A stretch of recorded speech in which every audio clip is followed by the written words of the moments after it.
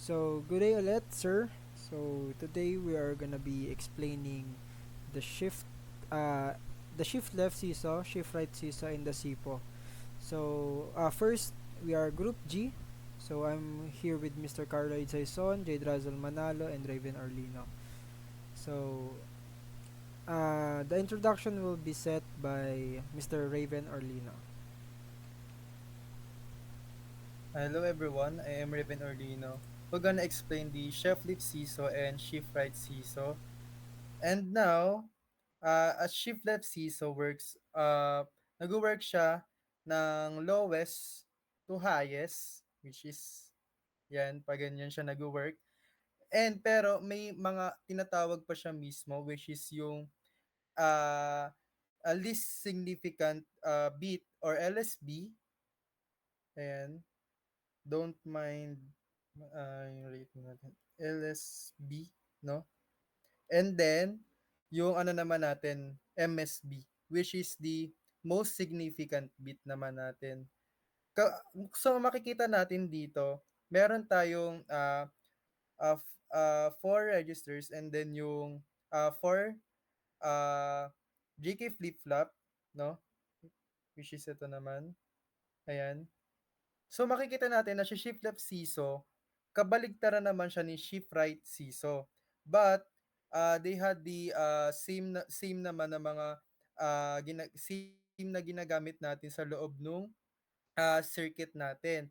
Pero paano nga ba nagwo-work si shift right seesaw?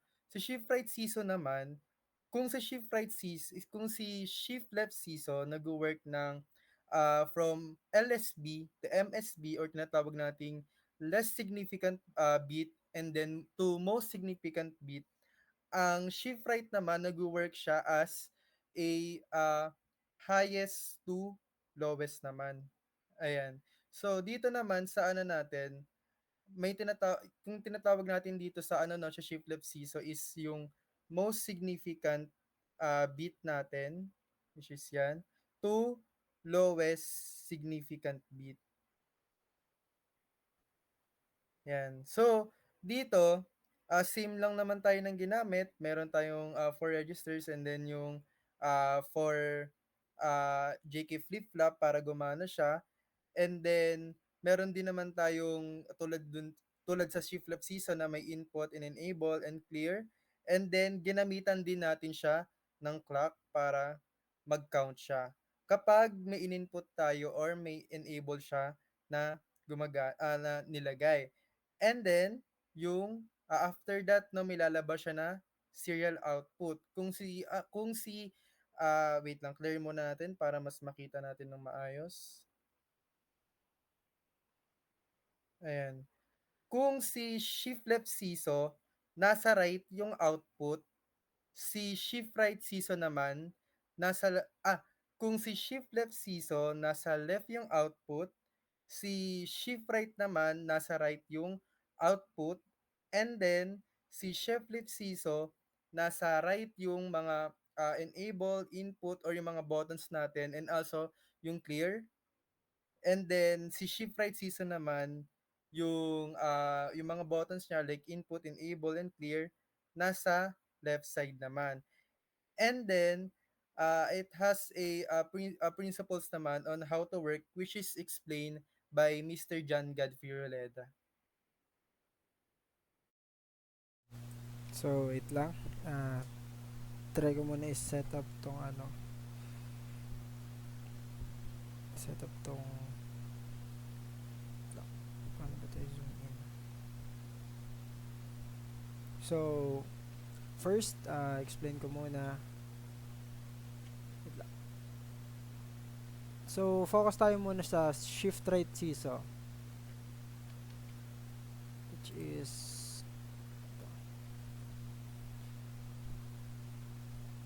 ayan.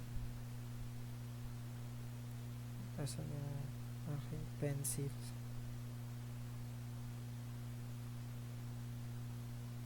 So, shift right seesaw.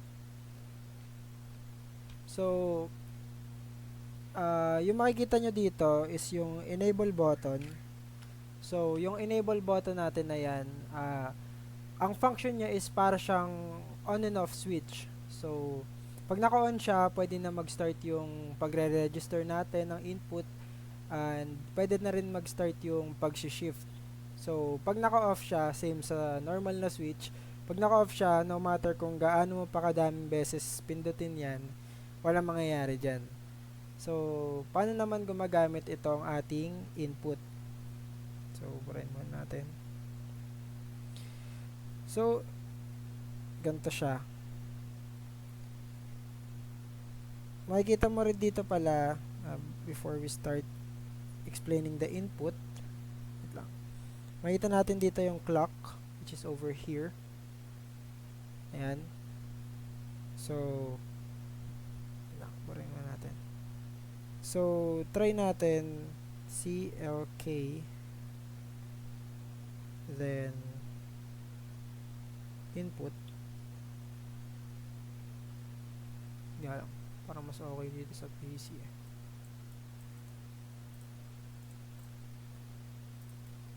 So,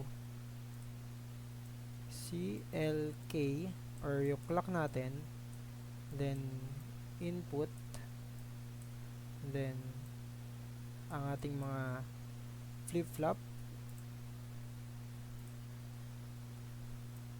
Q4, Q3, Q2, Q1. Ay, mali. Wait lang. Ayan. So, paano ba siya nag-work? So, kapag kung makikita nyo ngayon, yung clock namin is naka-highlight. Compare nyo siya sa kulay nitong nasa baba, which is nakaset sa 0. Pag naka-highlight siya, it means high ang kanyang value. So, nakadepende na lang dito kung mag-a-add ng input kapag naka-on yung ating enable button or which is yung switch natin.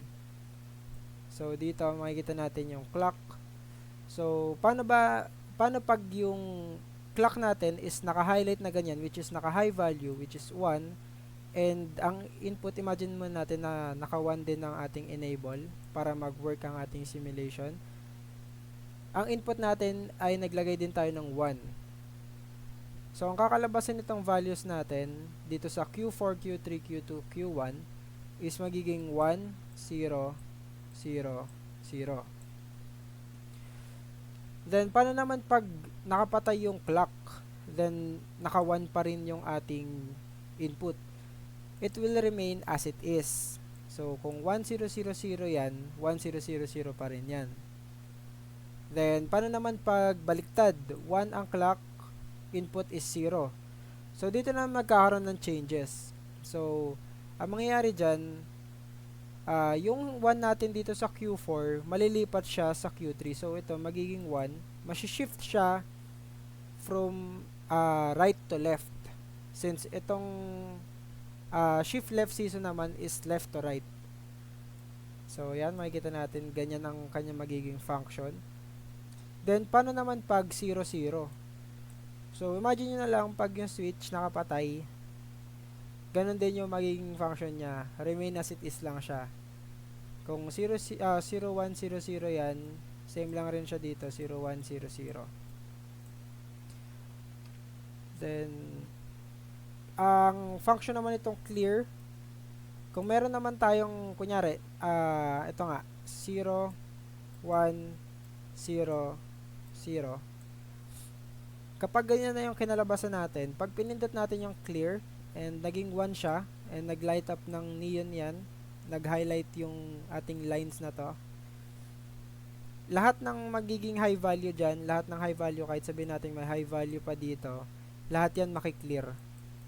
Lahat yan magiging 0 ulit, magre-reset siya. And then, ito pala, yung sa shift left naman, gaya ng sabi ni Raven, parang nakabaliktad lang rin siya. Yung MSB niya, papuntang LSB, tas yung LSB ng shift left, papuntang MSB.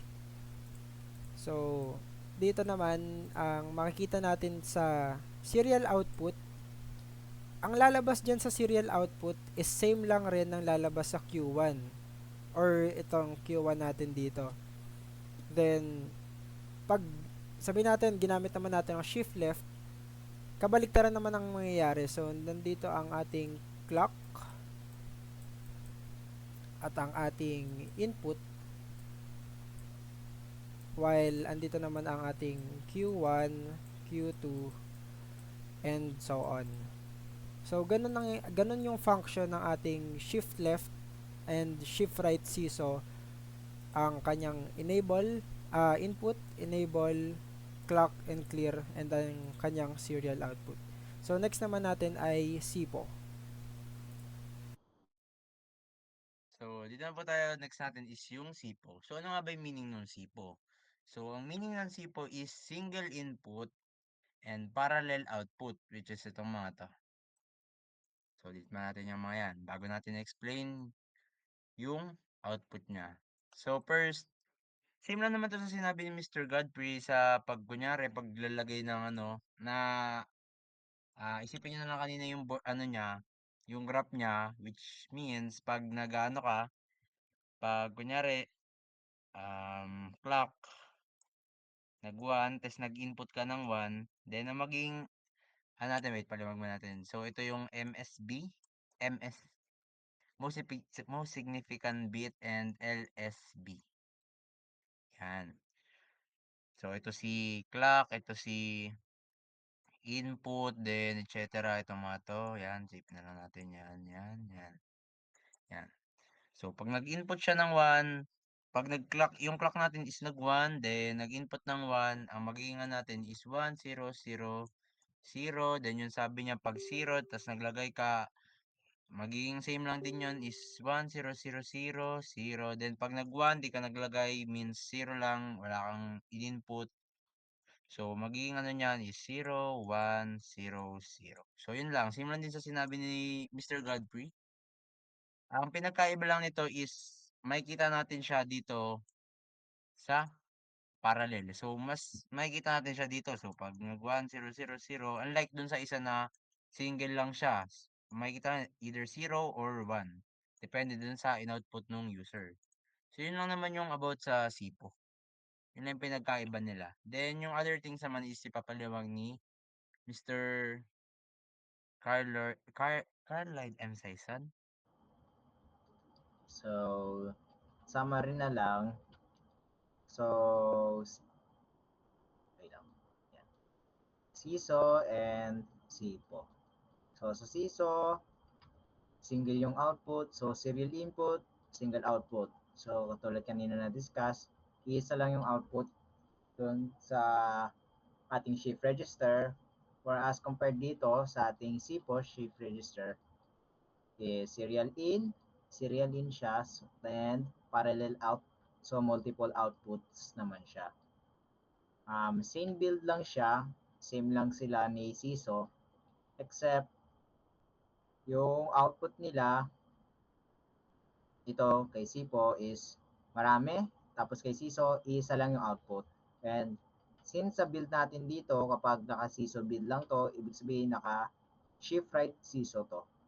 Itong build na to, and pwede tong shift register na to is maging either shift left or shift right. So, ilang lamang po, at yun din sa principles, halos same lang sila. Same lang talaga sila. Nag-iiba lang sa output. So, yun lamang po sir, and maraming salamat.